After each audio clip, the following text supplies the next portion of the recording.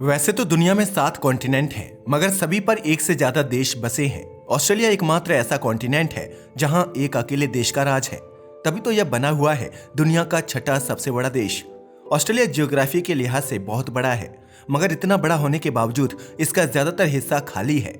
चारों ओर समुद्र से घिरे होने के बावजूद इसके भीतर का भाग बहुत ज्यादा ड्राई है, इतना ड्राई कि कुछ रहने लायक शहरों को छोड़कर पूरा क्षेत्र ऑलमोस्ट अनइनहैबिटेड पड़ा हुआ है। लेकिन सबसे ज्यादा हैरानी की बात यह है कि ऑस्ट्रेलिया के दक्षिणी हिस्सों में तो Sydney, Melbourne, Brisbane, Adelaide, Perth और होबार्ट जैसे शहर मौजूद हैं, लेकिन इसका उत्तरी समुद्री तट बिल्कुल खाली है। यहाँ पर कोई बड़ा शहर नहीं है। हमें पता है, अब आप सोच रहे होंगे कि डार्विन तो उत्तरी समुद्र तट पर है।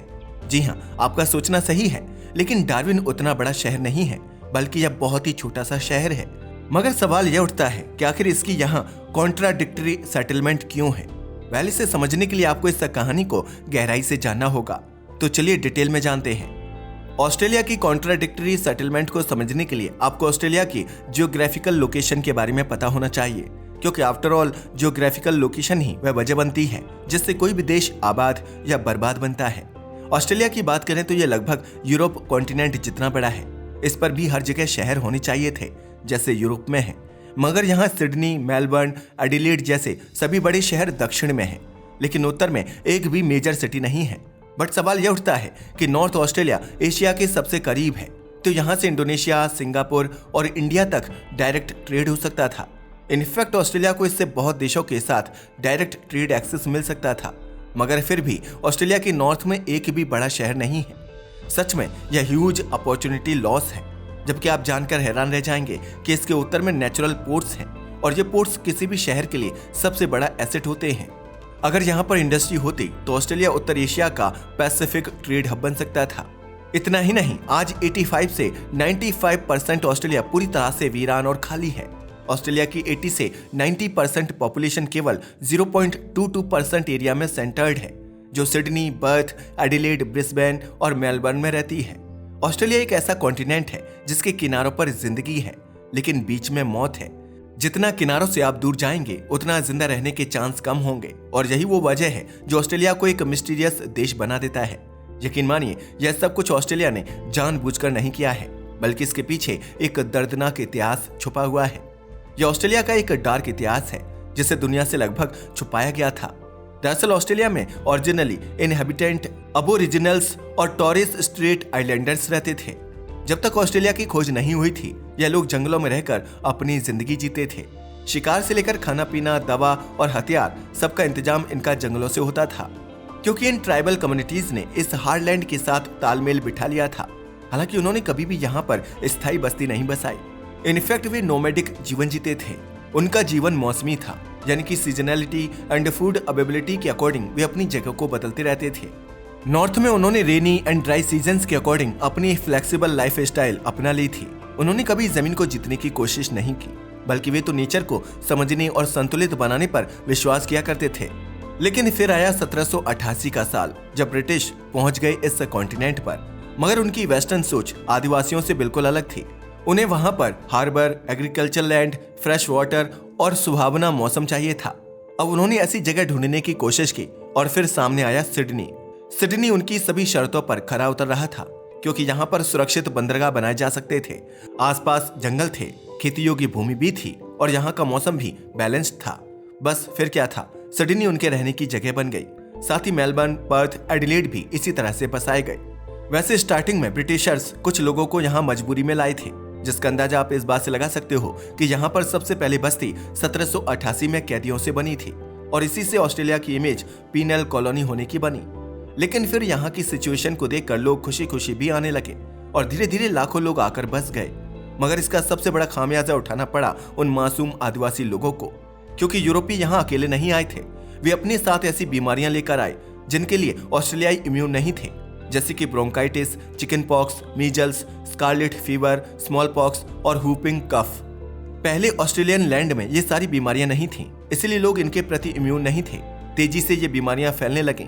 इन बीमारियों का कहर कितना खतरनाक था, इसका अंदाजा आप इस बात से लगा सकते हो कि सिडनी में एक साल के अंदर 50% पॉपुलेशन बीमारी से मारी गई थी।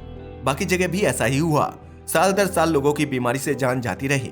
हालांकि ब्रिटिशर्स के पास इलाज था, मगर उन्होंने इलाज लोकल्स तक नहीं पहुंचने दिया और लोगों को मरने के लिए छोड़ दिया। एक तरफ लोगों की जनसंख्या घट रही थी, उधर ब्रिटिशर्स के मंसूबे बढ़ रहे थे। उन्होंने पूरी जमीन पर कब्जा करना शुरू कर दिया।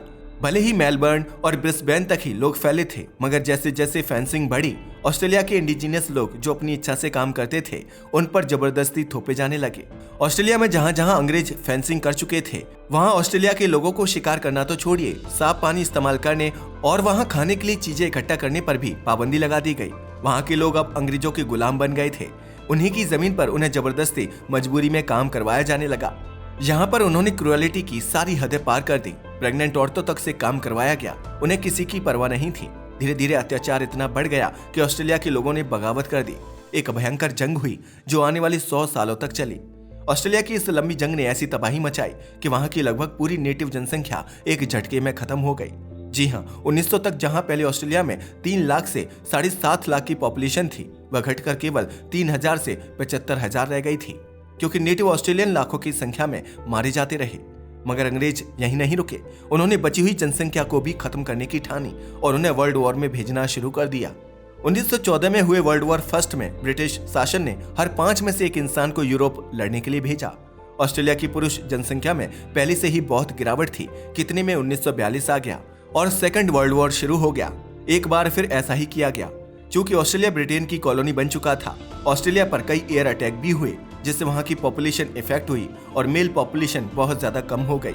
साथ ही इससे यहाँ की जनसंख्या बिल्कुल खत्म होती चली गई। वैसे ऑस्ट्रेलिया की पॉपुलेशन कम होने में सिर्फ वॉर नहीं, बल्कि ब्रिटिश की एक पॉलिसी का भी हाथ था, और वह पॉलिसी थी इमिग्रेशन रेस्ट्रिक्शन एक्ट 1901।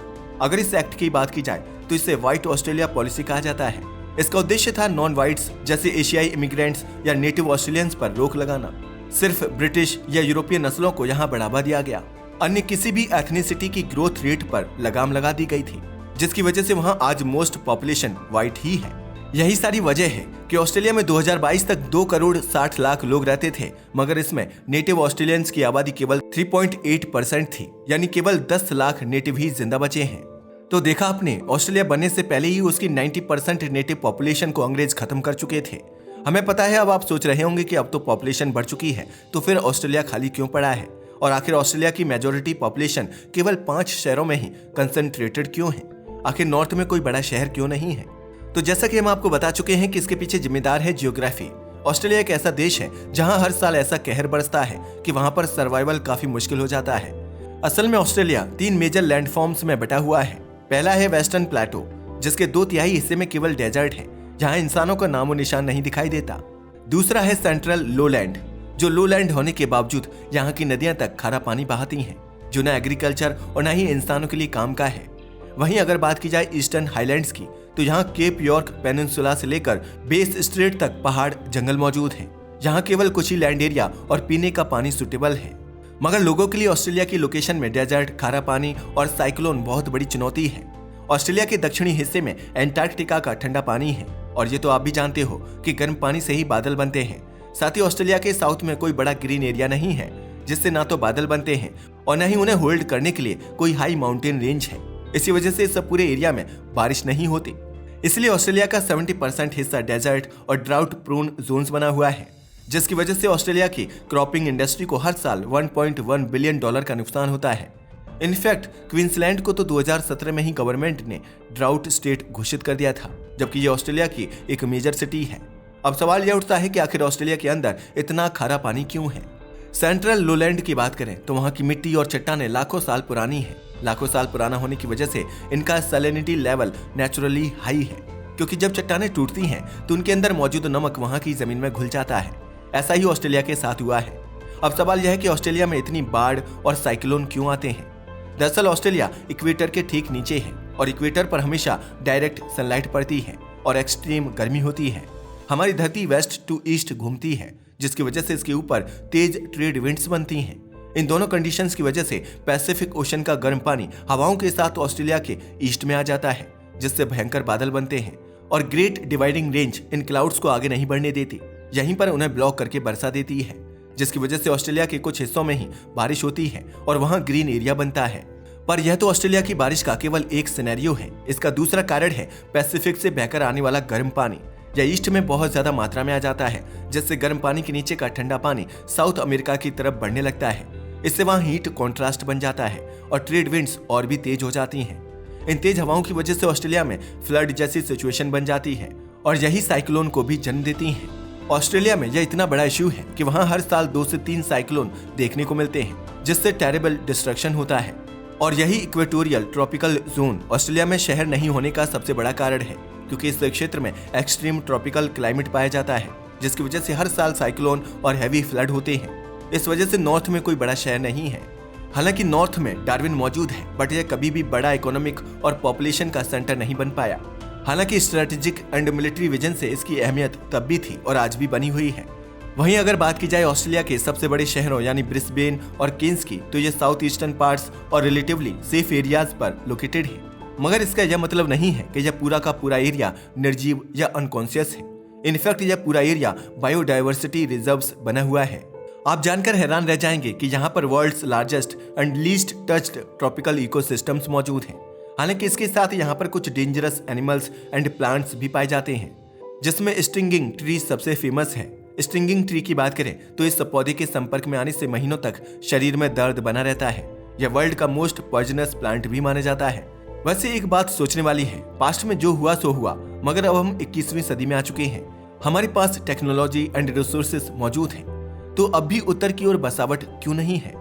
वेल, आपका सोचना बिल्कुल सही है, क्योंकि आज इन सभी प्रॉब्लम्स का सॉल्यूशन मौजूद है, फिर चाहे वाटर सप्लाई हो या कम्युनिकेशंस, कंस्ट्रक्शन या डिजीज कंट्रोल। मगर फिर भी उत्तर में कोई बड़ा शहर नहीं है, क्योंकि ऑस्ट्रेलिया बहुत बड़ा तो जरूर है, लेकिन यह घना बसा हुआ नहीं है, जिसका अंदाजा आप इस बात से लगा सकते हो कि 2025 तक इसकी जनसंख्या केवल 27 मिलियन ही थी। यानी दुनिया का छठा सबसे बड़ा देश जनसंख्या के हिसाब से 54वां देश है। यही वजह है कि इतनी कम आबादी होने के कारण उसको फैलाने के बजाय ऑस्ट्रेलिया ने उन्हीं एरिया में इन्वेस्टमेंट किया जो पहले से ही उपयुक्त थे, जैसे कि सिडनी, मेलबर्न, ब्रिस्बेन आदि। क्योंकि नई बस्तियां बसाने की कॉस्ट्स एंड रिस्क्स अभी भी ज्यादा हैं, इसलिए यह एरिया कभी भी बस नहीं पाए। क्योंकि ऑस्ट्रेलिया के पास इतनी विशाल भूमि होने के बावजूद यहाँ की पॉपुलेशन डेंसिटी केवल 3.5 पीपल पर स्क्वायर किलोमीटर ही है। इनफैक्ट कनाडा जैसे बर्फीले देश में भी पॉपुलेशन डेंसिटी 4.5 पर्सन्स पर स्क्वायर किलोमीटर है, और भारत और चीन की तो आप बात ही मत कीजिए। लेकिन ऑस्ट्रेलिया की अधिकांश जनसंख्या कुछ ही क्षेत्र में केंद्रित है, जिससे बहुत बड़े हिस्से आज भी लगभग खाली पड़े हुए हैं।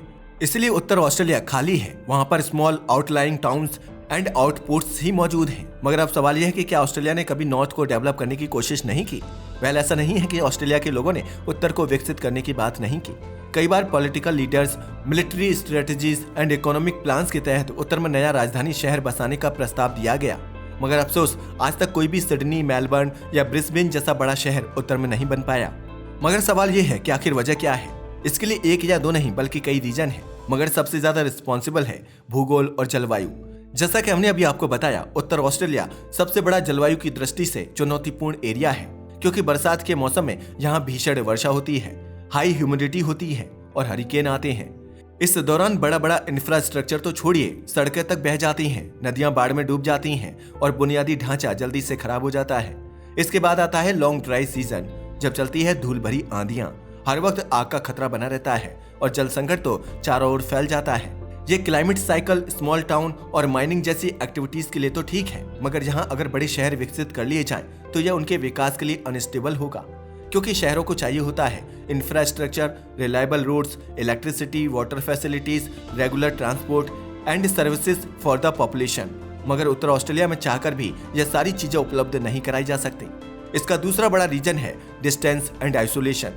2025 में भी उत्तर ऑस्ट्रेलिया केवल अन्य शहरों से ही नहीं बल्कि अपनी खुद की बुनियादी ढांचा प्रणाली से भी बहुत दूर है, जिसका अंदाजा आप इस बात से लगा सकते हो कि यहाँ पर हाईवेज बहुत कम है, रेल नेटवर्क कम है और बहुत ही लोअर यूटिलिटीज है। इस तरह से यहाँ पर एक बड़ा शहर बसाने में बहुत भारी इन्वेस्टमेंट लगेगा, लेकिन उसके बदले में मिलेगा क्या? क्योंकि जनसंख्या तो है ही नहीं, साथ ही बाजार भी नहीं है। जब बाजार नहीं होंगे तो कोई यहाँ पर इन्वेस्टमेंट करेगा क्यों? और बिना इन्वेस्टमेंट के तो पॉलिटिकल विल भी नहीं आती, इसलिए यह हिस्सा इतना खाली पड़ा हुआ है। लेकिन फिर भी एनवायरनमेंट की दृष्टि से यह इंपॉर्टेंट है। उत्तर ऑस्ट्रेलिया का बहुत सारा हिस्सा इकोलॉजिकल विजन से सेंसिटिव है। यहाँ मैंग्रोव, वेटलैंड्स एंड बहुत सी रेयर स्पीसीज पाई जाती हैं। साथ ही इस क्षेत्र में ट्राइबल लोग रहते हैं, जिससे ये क्षेत्र कल्चरल एंड स्पिरिचुअल रूप से भी इम्पोर्टेंट है। तभी तो यहाँ अगर सरकार सारी मुसीबतें झेल कर अर्बनाइजेशन करती है तो इससे एनवायरनमेंट को नुकसान होगा और लोकल ट्राइबल कम्युनिटीज के हक पर असर पड़ेगा। यही नहीं, इनफैक्ट उत्तर की मोस्टली लैंड ट्राइबली ओन्ड है, इसलिए यहाँ पर कोई भी विकास योजना हो पहले उसे ट्रेडिशनल लैंड ओनर से अनुमति लेनी पड़ती है। अब सवाल यह उठता है कि क्या इकोनॉमिक आउटलुक से यहाँ पर कोई पॉसिबिलिटी नहीं है? वेल, ऐसा नहीं है, क्योंकि उत्तर ऑस्ट्रेलिया मिनरल्स और गैस से भरपूर है। तभी तो यहाँ लार्जेस्ट माइनिंग प्रोजेक्ट्स चल रहे हैं और जब यहाँ पर औद्योगिक साइटें, fly in fly out camp बनाए जाते हैं तो देश विदेश से मजदूर आते हैं, मगर 2-4 हफ्ते रहते हैं, काम करके चले जाते हैं। यही वजह है कि आज भी ऑस्ट्रेलिया की 98% जनसंख्या 10% पूर्वी हिस्से में ही रहती है, क्योंकि यहाँ पर बेहतर जलवायु, डीप सी पोर्ट्स, बड़ी नदियां और अच्छा पॉपुलेशन डेंसिटी मौजूद है। तो देखा आपने किस तरह से भूगोल ने शुरुआत में ऑस्ट्रेलिया की सिचुएशन को निर्धारित किया, इतिहास ने उसे पक्का कर दिया और आधुनिक युग में भी वही रास्ता बनता चला गया। वैसे आपका इसके बारे में क्या ख्याल है? अपनी राय को हमें कमेंट करके बताना ना भूलिएगा। साथ ही अगर आपको हमारी वीडियो पसंद आए तो इसे लाइक करें और हमारे चैनल को सब्सक्राइब करना बिल्कुल ना भूलें। धन्यवाद।